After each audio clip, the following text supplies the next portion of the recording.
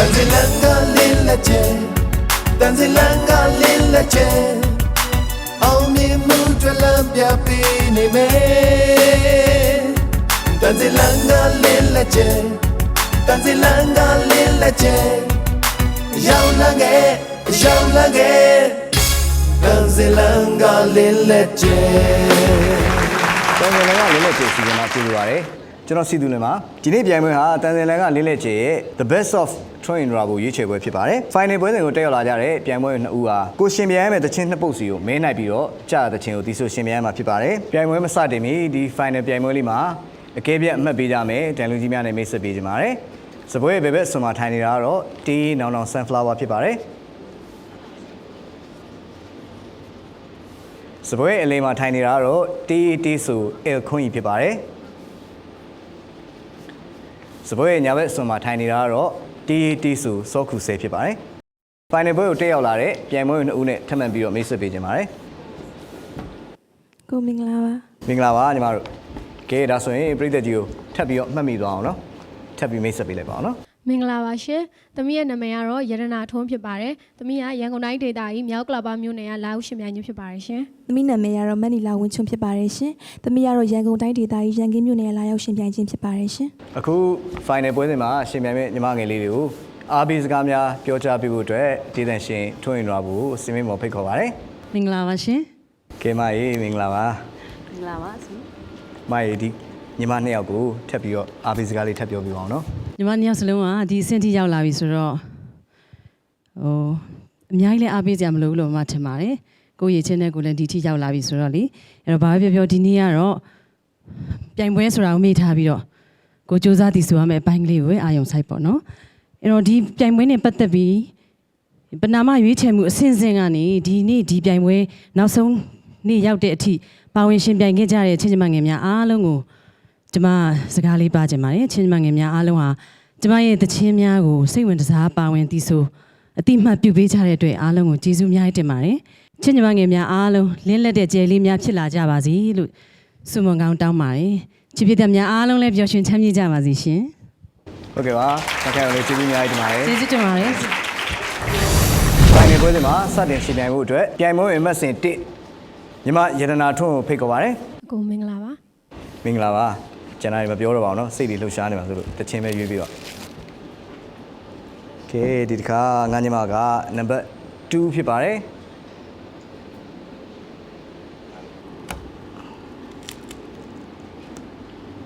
တချင်းကောင်းတွေကဘာတွေဖြစ်ဦးမလဲတဲ့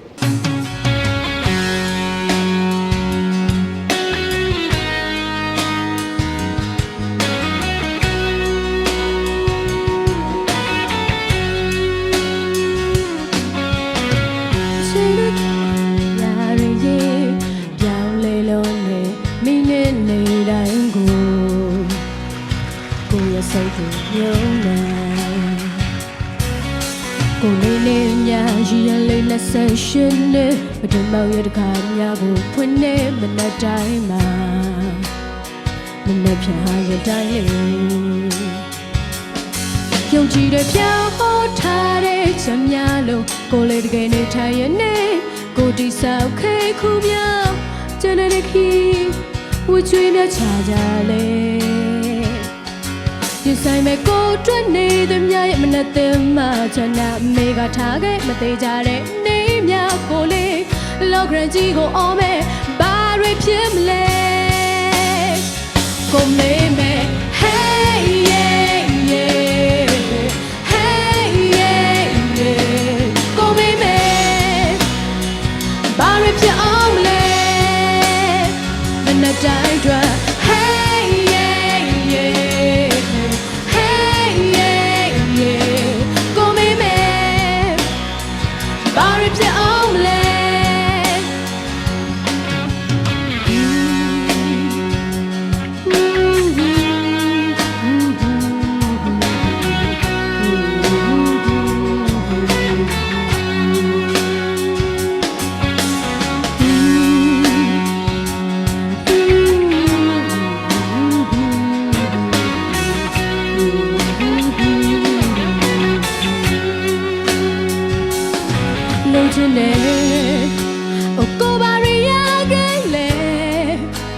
ချိန်တွေပဲပြောင်း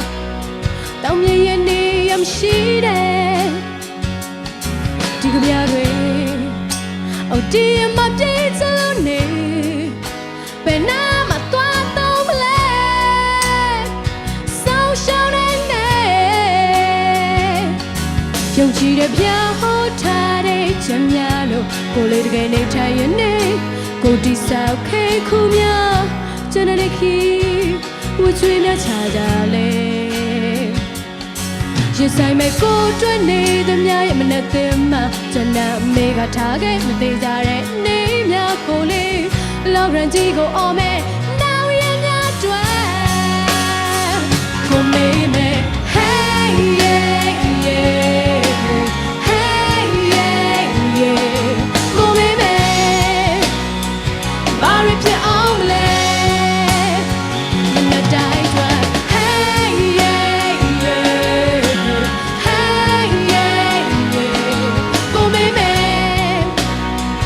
နောက်ရှင်းများတယ်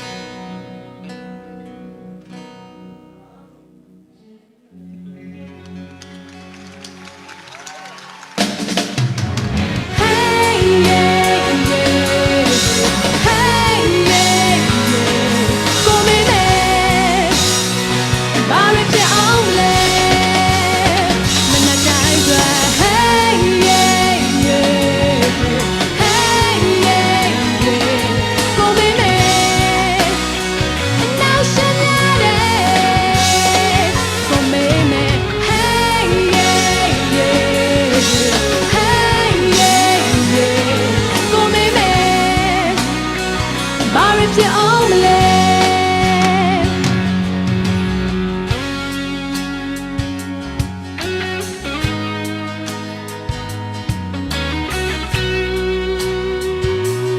ဘာတွေဖြစ်အောင်မလဲ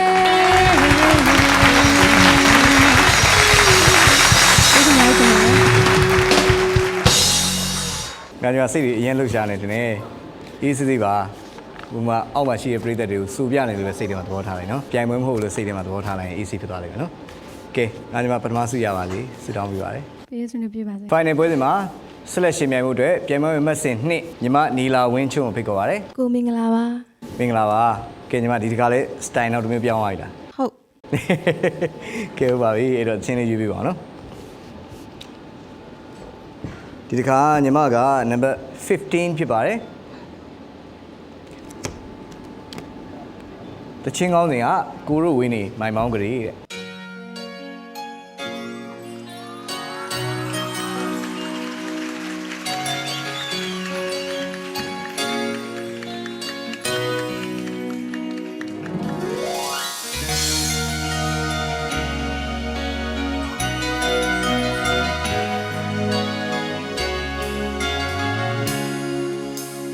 ဒီကဘာကြီးဆုံးကိုကိုသွားမယ်ကျင်နာအိမ်မဲ့တွေ့ကုန်သွားမယ်ကိုစုရင်လေးယူလုံးနေသူရဲ့အပြုံးတွေကိုတင်တာကိုတရီယာရာရှိမှုသာအောက်ကသူအပြုံး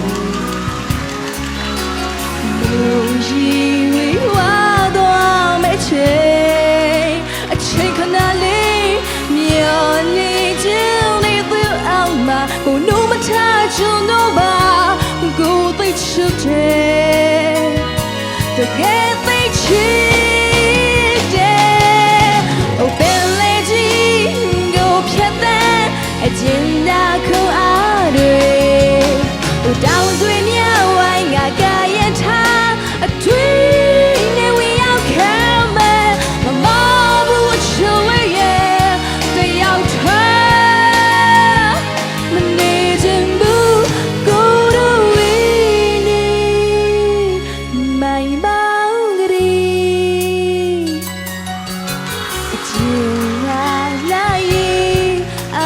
Kunasu Durun Uwe Jari My monkey Kaya Need the chili Yaswa Do a dress on Yiga Go like me Don't away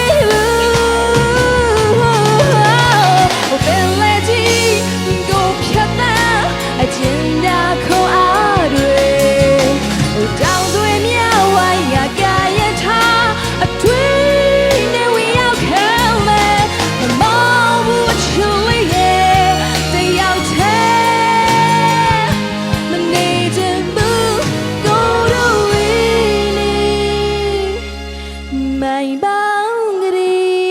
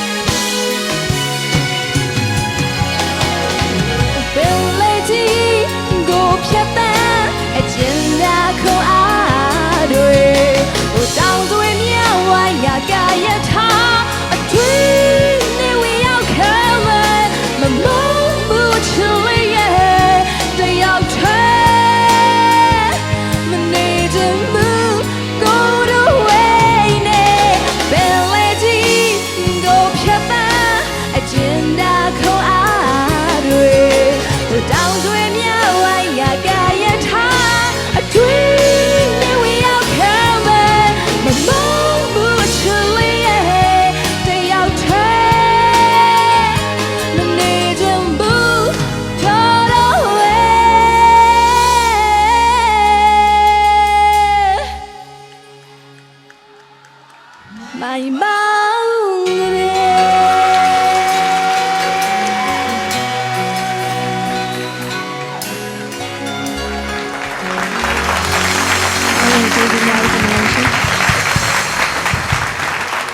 ကဲဒီမကြီးမောသွားပြီလားအားပါဆိုတော့ ဟုတ် โอเคပါဒီမှာပထမစုရပါစီနော်ဆူတောင်းပေးပါရစေ အဲ့ဒါဆိုနဲ့အပြည့် စီစဉ်လေးကိုကုညီပတ်မှုပေးတာတော့ Orame F အဆင့်မြင့်အားသေးမှာဖြစ်ပါတယ် Orame F အဆင့်မြင့်အားသေးမှာကိုရီးယားနိုင်ငံမှာထွက်ရှိတဲ့ရေသွေးကောင်းမွန်သောတဘာဝချင်းစဉ်တဘာဝပြားများမှာပြားပြင်မ၏အစာဖြစ်အထူးစီမံထုတ်လုပ်ထားတဲ့အာဟာရပြည့်ဝသည့် Royal Jelly အစီကျစေတဲ့ lecithin သွေးအားပြည့်ဖြိုးစေတဲ့တန်တက် antioxidant လို့ခေါ်တဲ့အိုမင်းရင်ရောခြင်းကိုဆန့်ကျင်စေနိုင်တဲ့ vitamin A C E တို့အပြင်ခန္ဓာကိုယ်ကျန်းမာစေဖို့မရှိမဖြစ်လိုအပ်တဲ့ vitamin နဲ့တက်တူတက်18မျိုးတို့ပါဝင်ပါတယ်အမျိုးသမီးများနှုတ်ပြိုလင်းလည်မှုအတွက်အထူးစီမံထုတ်လုပ်ထားတဲ့အဆင့်မြင့်အားစေဖြစ်ပါတယ်အမျိုးသမီးများရဲ့ဘဝမှာအသက်အရွယ်လိုက်ခန္ဓာကိုယ်ရဲ့ဇီဝကမ္မဖြစ်စဉ်ပြောင်းလဲမှုတွေကြောင့်တဘာဝကနေထွက်ရှိတဲ့အဆင့်မြင့်အားစေးများကိုသုံးစွဲဖို့မဖြစ်မနေလိုအပ်ပါတယ်အဲ့ဒီအတွက်တော့မပူပါနဲ့အကောင်းဆုံးတဘာဝကပေးတဲ့အားစေး Orame F ကိုသုံးစွဲကြည့်ပါထင်ထားတာထက်ပိုပြီးတော့ထူးခြားတဲ့ခံစားမှုကိုရရှိပါလိမ့်မယ် Orame F အဆင့်မြင့်အားစေးကိုကိုရီးယားနိုင်ငံ Day One Farm မှာထုတ်လုပ်ပြီးတော့ A Medical Products Limited မှာတင်သွင်းဖြန့်ချိတာဖြစ်ပါတယ် Orame F အားစေးကိုမှာယူလိုပါက A Medical Products Limited အမှတ်408-410မဟာဗန္ဓုလလန်ကြောက်တရာမြို့နယ်ရန်ကုန်မြို့ The Best of Twin Bravo Final ပြိုင်ပွဲမှာဆက်လက်ရှင်ပြိုင်မှုအတွက်ပြိုင်ပွဲဝင်အမှတ်စဉ်1ညီမလေးရတနာထွန်းကိုထပ်မံပြီးတော့ဖိတ်ခေါ်ပါရစေမင်္ဂလာပါငါညီမအတန်တော်မထွက်တော့စိတ်တွေလှုပ်ရှားနေတယ်အေးစီပါနံပါတ်ကမှ lucky number လေးပါ number 7ဖြစ်ပါတယ်တချင်းကောင်းတွေကချစ်ချင်းကိုမခွဲပါနဲ့တဲ့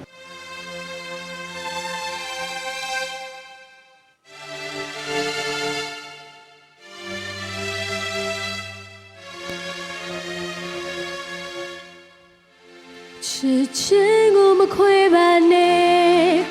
ချစ်ချင်းကိုမခွဲပါနဲ့တကယ်နှလုံးသားစိတ်ရုပ်မဟုတ်ဘူးတရားပေါအောင်မလုံးနဲ့ချစ်ဆိုတာမျက်ရည်နဲ့တူမွေးဖွားလာကြတာပဲဒုနှလုံးသားခွဲခွာခြင်းအတွက်ခန္ဓာရင်မရှိခဲ့ပါဘူးချစ်ရဲ့ယူမှုချင်တဲ့တို့တွေချစ်လာခဲ့ပြီးမှ ကန်တရားရဲ့ချစ်သူလူကိုရှင်ွယ်ခွေထားပညာထားတဲ့တို့မိဘရဲ့သဘောထားတွေနဲ့ဘယ်လိုရုပ်ကရှိဆက်သွားကြိုတတွေးမထားခဲ့မိလို့တို့မသွားကောင်းထက်ကမျက်ရှိသက်သေနေပြချင်နေကိုယ်ပိုင်သေးကိုတို့မမပိုင်မှုချစ်ရဲ့တီတီရနဲ့မိုက်ခဲတဲ့နှလုံးသားအိမ်လေးမလို့ဆရဲတဲ့ပြစ်တွေနဲ့ရှင်ရမထူတော့တဲ့ဘဝနဲ့ရှင်ရမထူတော့တဲ့ဘဝနဲ့ရှင်ရမထူတော့တဲ့ဘဝနဲ့ငိုမဲချစ်ချင်းကိုမခွဲပါနဲ့ချစ်ချင်းကိုမခွဲကြပါနဲ့ချစ်ချင်းနဲ့သက်ဆက်နေတဲ့နှလုံးသားလေးကျွမ်းသွားမယ်ချစ်ချင်းကိုမခွဲပါနဲ့ချစ်ချင်းကိုမခွဲလိုက်ပါနဲ့တကယ်နှလုံးသားစိတ်ရုံမဟုတ်ဘူးတရားပေါင်းမလုံးနဲ့လုံးလား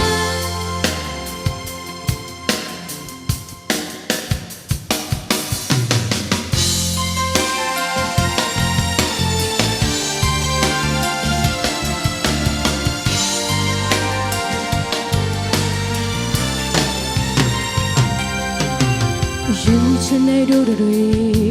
ချစ်လာခဲ့ပြီးမှကန်တရားရဲ့ချစ်သူလူကိုရှင်ွယ်ခွေထားပညာထားတဲ့တို့မိဘရဲ့သဘောထားတွေနဲ့မလို့ဆရဲတဲ့ပြစ်တွေနဲ့ကြိုတတွေးမထားခဲ့မိလို့တို့မသွားကောင်းထက်ကမျက်ရှိသက်သေမေပြချင်နေကိုယ်ပိုင်သေးကိုတို့မမပိုင်တော့ဘူးချစ်လေးတီတီရနဲ့မိုက်ခဲတဲ့နှလုံးသားအိမ်လေးမလို့ဆရဲတဲ့ပြစ်တွေနဲ့ရှင်ရမထူတော့တဲ့ဘဝနဲ့ရှင်ရမထူတော့တဲ့ဘဝနဲ့ရှင်ရမထူတော့တဲ့ဘဝနဲ့ငိုမဲချစ်ချင်းကိုမခွဲပါနဲ့ချစ်ချင်းကိုမခွဲကြပါနဲ့ချစ်ချင်းနဲ့သက်ဆက်နေတဲ့နှလုံးသားလေးကျွမ်းသွားမယ်ချစ်ချင်းကိုမခွဲပါနဲ့ချစ်ချင်းကိုမခွဲပါနဲ့တကယ်နှလုံးသားစိတ်ရုံမဟုတ်ဘူးတရားပေါင်းမလုံးနဲ့ချစ်ချင်းကိုမခွဲပါနဲ့ချစ်ချင်းကိုမခွဲပါနဲ့ချစ်ချင်းနဲ့သက်ဆက်နေတဲ့နှလုံးသားလေးကျွမ်းသွားမယ်ချစ်ချင်းကိုမခွဲပါနဲ့ချစ်ချင်းကိုမခွဲကြပါနဲ့တကယ်နှလုံးသားစိတ်ရုံမဟုတ်ဘူးတရားပေါင်းမလုံးနဲ့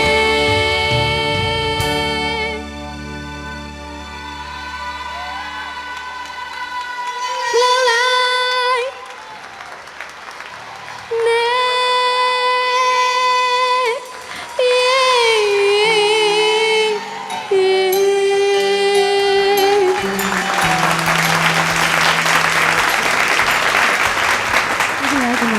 ကဲဒီမှာပထမရပါပြီနော်ဆူတောင်းပေးပါတယ် final ပွဲစဉ်မှာနောက်ဆုံးအနေနဲ့ဒီဆိုရှင်မြိုင်မျိုးပြိုင်ပွဲအမှတ်စဉ်2ညီမနီလာဝင်းချွန်းကိုဖိတ်ခေါ်ပါတယ် ကိုမင်္ဂလာပါ မင်္ဂလာပါညီမမင်္ဂလာပါညီမဟုတ်ကဲ့ကဲညီမရှင်းယူပြပါအောင်နော် ဟုတ် ကဲညီမဒီတစ်ခါနံပါတ်18ဖြစ်ပါတယ်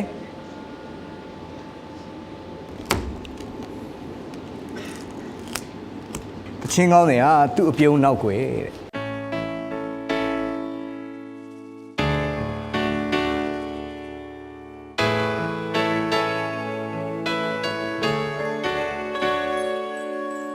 do ဖက်ဆောက်တဲ့ white shoe တို့စကားနေမင်းလေးကြဘူးပြောနေလေနားမလည်နိုင်သူ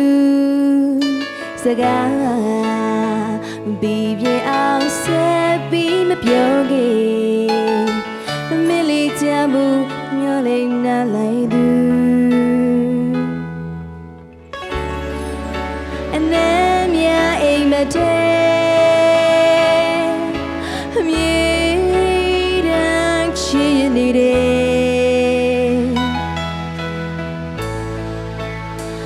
အာယုံတွေစူးစီးတို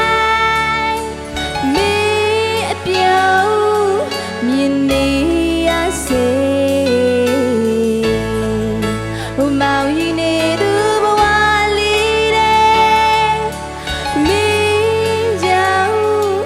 တရားချင်းရှိque you say le bao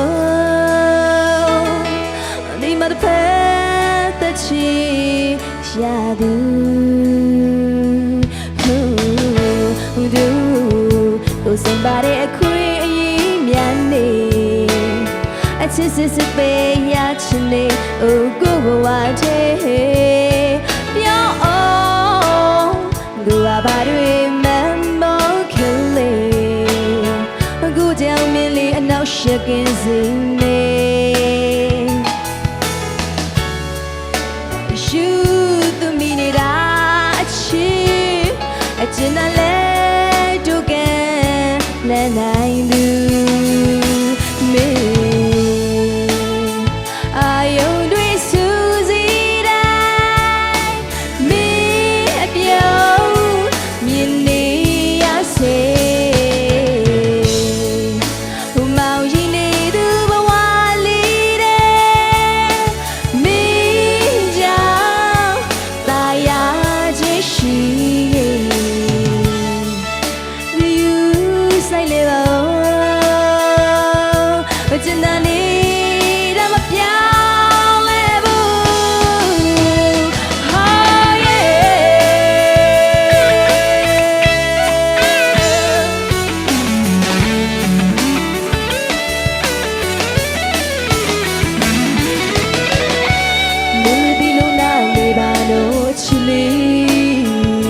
can I to do be shallow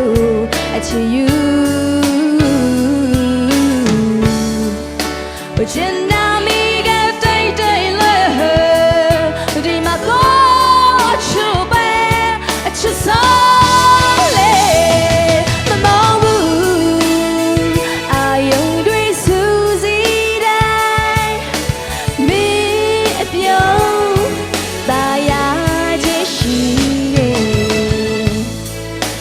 Mao Yin ne du ba wa lei de hey me jiao da ya chi shi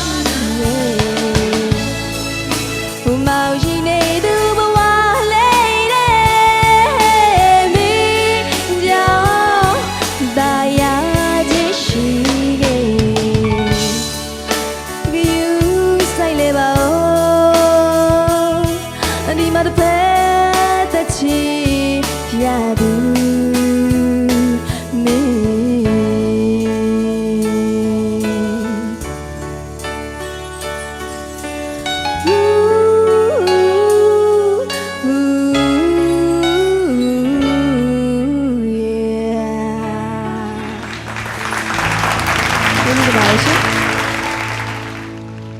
ကဲဒီမှာပထမဆုရပါစေနော် ဟုတ်ကဲ့ပြည်ရစုနဲ့အပြည့်ရပါစေ စီစဉ်လေးကိုကိုညီပတ်မိုးပေးတာတော့ Orame F အဆင့်မြင့်အားသေးမှာဖြစ်ပါတယ် Orame F အဆင့်မြင့်အားသေးမှာကိုရီးယားနိုင်ငံမှာထွက်ရှိတဲ့ရေသွေးကောင်းမွန်သောသဘာဝကျင်စင်သဘာဝပြားများမှာပြားပြင်မာ၏စာဖြစ်အထူးစီမံထုတ်လုပ်ထားတဲ့အာဟာရပြည့်ဝသည့် Royal Jelly အစီကျစေတဲ့ lecithin သွေးအားပြည့်ဖြိုးစေတဲ့တန်တက် antioxidant လို့ခေါ်တဲ့အိုမင်းရင်ရောခြင်းကိုဆန့်ကျင်စေနိုင်တဲ့ vitamin A C E တို့အပြင်ခန္ဓာကိုယ်ကျန်းမာစေဖို့မရှိမဖြစ်လိုအပ်တဲ့ vitamin နဲ့သတ္တုဓာတ်18မျိုးတို့ပါဝင်ပါတယ်အမျိုးသမီးများနှုတ်ပြိုလင်းလည်မှုအတွက်အထူးစီမံထုတ်လုပ်ထားတဲ့အဆင့်မြင့်အားစေဖြစ်ပါတယ်အမျိုးသမီးများရဲ့ဘဝမှာအသက်အရွယ်လိုက်ခန္ဓာကိုယ်ရဲ့ဇီဝကမ္ဘာဖြစ်စဉ်ပြောင်းလဲမှုတွေကြောင့်တဘာဝကနေထွက်ရှိတဲ့အဆင့်မြင့်အားသေးများကိုသုံးစွဲဖို့မဖြစ်မနေလိုအပ်ပါတယ်အဲ့ဒီအတွက်တော့မပူပါနဲ့အကောင်းဆုံးတဘာဝကပေးတဲ့အားစေ Orame F ကိုသုံးစွဲကြည့်ပါထင်ထားတာထက်ပိုပြီးတော့ထူးခြားတဲ့ခံစားမှုကိုရရှိပါလိမ့်မယ် Orame F အဆင့်မြင့်အားစေကိုကိုရီးယားနိုင်ငံ Day1 Farm မှာထုတ်လုပ်ပြီးတော့ A Medical Products Limited မှာတင်သွင်းဖြန့်ချိတာဖြစ်ပါတယ် Orame F အားစေကိုမှာယူလိုပါက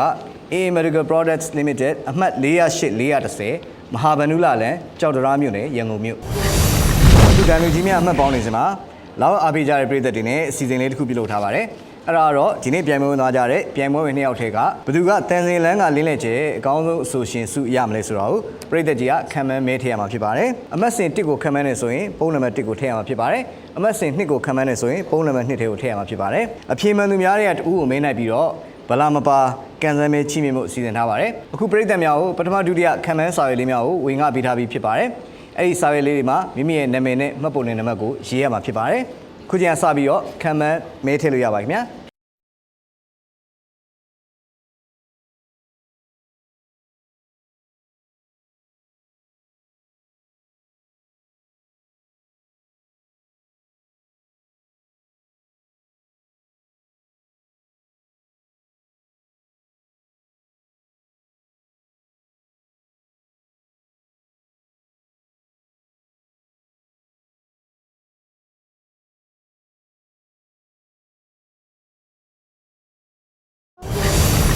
ခင်ကတော့တကယ်ကိုရင်ခုန်စရာကောင်းတဲ့အချိန်မှာ The Best of Train Bravo ပြိုင်ပွဲမှာစုရရှိမဲ့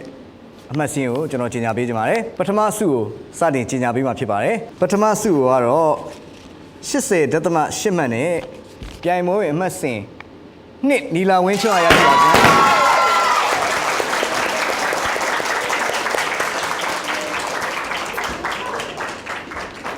ဒုတိယစုကတော့89.95နဲ့ပြိုင်ပွဲအမှတ်စဉ်1မရတနာထွန်းရရှိပါတယ်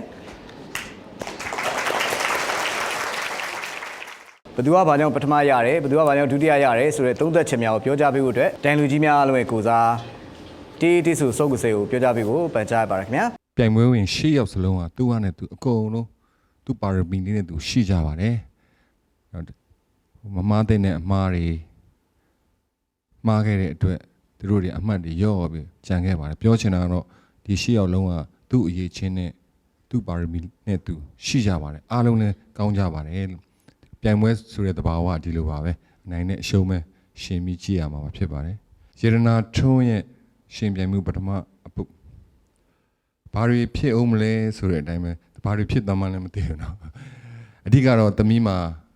ခုနမေးကြည့်တော့ experience အတွေ့အကြုံ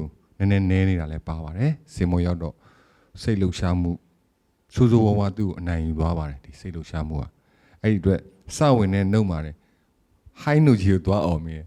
ဒိုလို့ထွက်ရပါဒိုလို့အဲ့လိုသွားထွက်မိတဲ့အခါပထမဆုံးအကြီးမားဆုံးအမှားကိုသမီးကျူးလွန်မိတာပါအဲ့နောက်ပိုင်းသမီးရဲ့စိတ်လှုပ်ရှားမှုသမီးပြန်မထိန်နိုင်ဘူးဒါကတော့အတွေ့အကြုံပါသမီးဆိုတဲ့ရင့်လာတဲ့အခါကျတော့ကောင်းတဲ့အဆိုတော်တရားဖြစ်လာမှာလေအဲ့ဒီနောက်ပိုင်းသမီးကတချင်းနဲ့အသားမကြတော့စိတ်ထဲကဘယ်ရောက်သွားလဲမသိဘူးเนาะပြန်ပြီးစိတ်ကိုစုစည်းလို့မရတဲ့အခါကျတော့အမှားယွင်းနေပိုဖြစ်တယ်ဟိုဝင်နာတွေမှားတယ်စာသားလေးတွေမှားတယ်အဲ့လိုတွေဖြစ်သွားတာဒါတော့ဖြစ်လေဖြစ်တာရှိပါတယ်အရေးချင်းမရှိလို့လားမဟုတ်ပါဘူးမှားတတ်ပါတယ်လူတိုင်းမှားတတ်ပါတယ်เนาะအဲ့ဒီအပုတ်မှာပဲသမီးရဲ့အမှားအဲ့ဒါရှိတယ်ဒီလာဝင်းချွန်းကတော့အတွေ့အကြုံရှိတယ်ပြီးတော့သူစာလဲကြက်ပါတယ်နော်စာလဲကြက်ပါတယ်စာလဲစာအုပ်ကြည်နဲ့သူကြက်တယ်သူနိုင်တဲ့လောက်သူဆိုတယ်သူ force နဲ့သူ expression နဲ့သူထည့်တယ်ဒါသူ့ကိုအများနဲ့ပြောနေကြသူရဲ့ဆိုဟာနည်းနည်းလေးတော့တန်းပုံရှိသေးတယ်နော်ဒီတက်ပို့ပြီးလှုပ်လှက်ပြီးဆိုနိုင်ပုံရှိပိုကောင်းပါတယ်အဓိကတော့တယောက်ကလူတယောက်ကယုံကြည်မှုစိတ်မော်တက်ကြတဲ့မိမိစိတ်ကိုမိမိငါဖြစ်ရမယ်ငါအောင်ရမယ်ငါအစဉ်ပြေးရမယ်ဆိုတဲ့ယုံကြည်မှုအင်အားဟာလူတိုင်းအတွက်လိုပါတယ်နော်ဘယ်ဟာပဲလုပ်ပေါ့နော်မိမိကိုမိမိယုံကြည်မှုထားပါစိတ်ဓာတ်ကြစိတ်အားလျော့တာတွေကိုသိပြီးတော့မသုံးစေချင်ပါဘူးပြီးတော့အဲ့မိုင်မောင်းကလေးမှာမိုင်မောင်းကလေးရောရှေ့ကဘာတွေဖြစ်အောင်မလဲရောအဆိုတော်နှစ်ယောက်စလုံးကိုရှင်မြန်ရတယ်နှစ်ယောက်ဆိုဒုက္ခပေးတာတော့ဘေးတန်နေပဲနော်နှစ်ယောက်လုံးဘေးတန်နေအဲ့လောက်လေးပဲပေါ်တော့တာနော်အဲ့ဒုက္ခပေးပါဒါပြဿနာမရှိဘူးနားလဲပါတယ်ဒါတွေကိုဒိုင်းနေအားလုံးကသဘောပေါက်ပါတယ်အဲ့ဒီအပုတ်မှာတင်နီလာဝင်းချွန်းကအမှတ်အတာနဲ့ဥဆောင်နေတယ်ပေါ့နော်ပထမအပုတ်ဒုတိယအပုတ်မှာချစ်ချင်းကိုမခွဲပါနဲ့သမီးယေရနာထုံးကဒုတိယပုတ်မှာငါတော့သွားပါပြီဆိုပြီးတော့စိတ်နဲ့တအားကိုစိတ်ချော့လိုက်ပုံရပါတယ်ကို့မှာ expression လည်းရှိရကို့အတန်လေးကချိုးကြည့်နေတကယ်အတန်ကောင်းပါတယ်ဆိုလဲဆိုတတ်ပါတယ်စိတ်ကိုရှော့ချလိုက်တဲ့အတွက်မမတဲ့နဲ့အမားပထမအမားတွေကကူးဆက်လာတာပေါ့နော်နောက်ပိုင်းကူးဆက်လာတဲ့အတွက်စာသားတွေလည်းမှားလာတယ် ခြုံပြီးပြောရရင်တော့သမီးဟာပြိုင်ပွဲတာမဟုတ်ဘဲနဲ့ဒီတိုင်းလွတ်လွတ်လပ်လပ်ကောင်းကောင်းမွန်မွန်အစွမ်းပြခွင့်ရှိမယ်ဆိုရင်ပြည်သက်ကြီးကိုဖန်ဆားနိုင်တဲ့ဒီသက်ရှင်တစ်ယောက်ဖြစ်မှာပါနော်ရေရနာထုံးစိတ်တမကြပါနဲ့နောက်တစ်ပုဒ်သူ့အပြုံးနောက်ွယ်ကြောင့်ဒီသချင်းလေးကခက်တယ်အတွန်းတွေရောအဆုပ်တွေရောအတက်တွေရောအစင်းတွေရောဖြစ်တဲ့အခါကျတော့ဒီမှာကျတော့နီလာဝင်းချွန်းကတော့အမှားအ ਨੇ ဆုံးဆိုရတယ်သို့တော့လည်းစာသားတွေနည်းနည်းမှားသွားတယ်အရန်ကယူဆက်ပြီးတက်ရဖြစ်အောင်ဆိုဟန်ပေါက်တယ်ဒီရှင်ပြီးပါစေနော်တာဝန်ကြည့်အောင်မနေထမ်းဆောင်ခဲ့တဲ့နော်အဲ့ဒီအပုတ်မှာသူ့အပြုံးနောက်ကမှတမီးအဲ့လိုဖြစ်နေတယ်ဆိုဟန်လေးနည်းနည်းတန်းသို့တော့အမှားနေပါတယ်အဲ့ဒီအတွက်နှစ်ပုတ်ပေါင်းတွက်ကြည့်လိုက်တဲ့အခါကျတော့ပထမအပုတ်မှာညီလာဝင်းချွန်းကအမှတ်နည်းနည်းပြတ်ပြီးတာတယ်ပေါ့နော်မနော်အမှတ်နည်းနည်းတာတယ်ဒုတိယအပုတ်ကျတော့တိတ်မကွာကြတော့နော် point လောက်ပဲကွာတော့ဒုတိယအပုတ်ကြတော့လေဒါပေမဲ့အားလုံးခြုံကြည့်တဲ့အခါမှာညီလာဝင်းချွန်းကအမှားအနည်းဆုံးနဲ့အကောင်းဆုံးတီးဆိုမှုဖြစ်တဲ့အတွက်သူ့ကိုပထမဆုပေးပြီးတော့သမီးရေရနာတွန်းဒုတိယဆုနဲ့ကျင်းတဲ့အချိန်အနေထားလေးဖြစ်သွားပါတယ်လို့ကျေးဇူးအများကြီးတင်ပါတယ် အခုလို့သုံးသက်ချက်များကိုပြောကြားပေးသွားတဲ့တီဆိုစုပ်ကစဲကိုအထူးပဲကျေးဇူးတင်ရှိပါတယ်ဆက်လက်ပြီးတော့ပြန်ဝင်သွားတဲ့ညီမငယ်လေးတွေကိုစုများနဲ့လက်ဆောင်ပစ္စည်းများချီးမြှင့်မှုအတွက် Orame F မှတာဝန်ရှိသူများကိုစင်မြင့်ပေါ်ဖိတ်ခေါ်ပါတယ်ပထမဆုလက်ခံပေးပါခင်ဗျာပထမဆုကျပ်3သိန်းဖြစ်ပါတယ်ဒုတိယဆုလက်ခံပေးပါဦးဒုတိယဆုကျပ်3သိန်းခွဲဖြစ်ပါတယ်ကျေးဇူးပါဒီနေ့ the best of join တော့ပြန်မယ်မှာပထမဆုရရှိသွားတဲ့ဒီမလေးနီလာဝင်းချွန်းကနေပြီးတော့ great ကိုရင်ခုန်တဲ့စကားလေးပြောကြပေးပါဦးနော် မိဒီဆိုရရဲ့တန်းစီပြန်တော့ ချိန်ကလေးတွေပြောင်းတော့ကြောလုံးပေါ်လေ ဒီစီ တောင်းစီ ချစ် ပြီးလို့မြဲနေတာဟာဒီတော့ပဲ အားလုံး လူတွေနှလုံးသားများကိုတာရနိုင်စွမ်းနဲ့ အားလုံး တန်စင်ချိုတဲ့ချင်းတွေ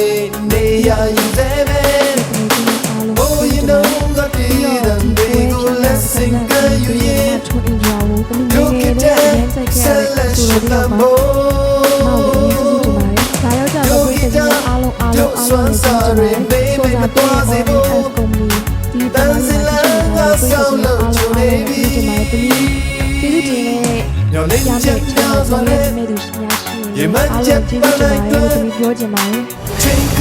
လေးတွေလာမယ်လေ ပြန်ပေါ်ရမယ့်စနစ်ကနေပြီးတော့ပထမဆုကိုရရှိသွားတဲ့ကြောင့်မလို့ကျွန်တော်ကပုံနံပါတ်2ထဲကနေပြီးတော့ဘယ်တစ်ခုကိုရွေးချယ်ပြီးမှဖြစ်ပါတယ် ယုံကြည်မှုနဲ့ရှင်ပြိုင်သွားပါစို့တန်စင်လန်ကလေးလက်ချေ ဒေါ်တင်းတင်းနိုင်ဖြစ်ပါတယ် လေးလက်ချေ မပုံနေမှာကတော့ အောင်မြင်မှုတွေလမ်းပြပေးနေမယ် 067 တန်စင်လန်ကလေးလက်ချေတန်စင်လန်ကလေးလက်ချေရောက်လာခဲ့ရောက်လာခဲ့ ဆိုလေးတလို့ကျွန်တော် တန်စင်လန်ကလေးလက်ချေ ကျပ်9000ဖြစ်ပါတယ်ညရီရုံးရင်တရားကြည့်ပေးတယ်ခင်ဗျာကျွန်တော်တို့ရဲ့တန်စင်လန်းကလင်းလက်ချေရှိနေတာနာမည်ကျော်ကြားလူကြိုက်များရဲ့တည်တဲ့ရှင်ထွန်းရင်တော်ရဲ့ popularization တွေကိုပြင်ဆင်ပေးကြတာပြည်သက်ကြီးလားဆင်ခံလိုက်ဒီလိုကြရတယ်လို့ပြောနေပါတယ်ဒီနေ့လင်းလက်ချေကောင်းလို့ဆိုတာတည်တဲ့ရှင်ထွန်းရင်တော်ရဲ့တခြင်းတွေကိုတီးဆိုသေးပြီးချီးမြှင့်ခဲ့တဲ့အကောင်းဆုံးစုတာလေးဖြစ်ပါတယ် the best of ထွန်းရင်တော်ကိုစုပေးပါတယ်ကြတဲ့နေလဲအားခြေပြောရှိရတဲ့အတွက်ဒီပွဲမှာရှုံးနေနိုင်တဲ့ဟာအခုတော့ဒီကလည်းစင်မြင့်ထက်ကအောင်မြင်မှုပန်းတွင်ကိုရရှိတဲ့ဆိုရှယ်မီဒီယာတွေလို့ရှေ့ဆက်ပြီးတော့တန်တယ်လမ်းမှာဆွတ်ဖူးရမယ်လေးလက်ချေပန်းတွေအများကြီးရှိပါသေးတယ်။ဒါကြောင့်ဒီရရပါကလည်းစိတ်ကြကြဖို့မလိုပါဘူး။ဘာမှရပါလို့လည်းဆက်လက်ပြီးတော့ကြိုးစားပါလို့ပြောနေပါတယ်။အားလုံးတော့ဝါသနာရှင်တွေကကြိုးစားရင်ပါရမီရှိတယ်။တန်စင်လန်းကလေးလက်ချေကိုဆွတ်ဖူးနိုင်မယ်ရှိကြပါတယ်။ကျွန်တော်တို့ရဲ့ channel ကလည်းဒီစီကဝါနာရှင်တွေကဲဆိုနေပါဒါကြောင့်အောင်မဲကိုစုပြီးကိုတန်စင်လန်းကိုရောက်လာတယ် season တလေးပါပဲယုံကြည်မှုနဲ့ရှင်ပြိုင်သွားပါစို့တန်စင်လန်ကလေးလက်ချေတန်စင်လန်ကလေးလက်ချေအောင်မြင်မှုတွေလမ်းပြပေးနေမယ်တန်စင်လန်ကလေးလက်ချေ Tanzilanga lileche Yaulage Tanzilanga lileche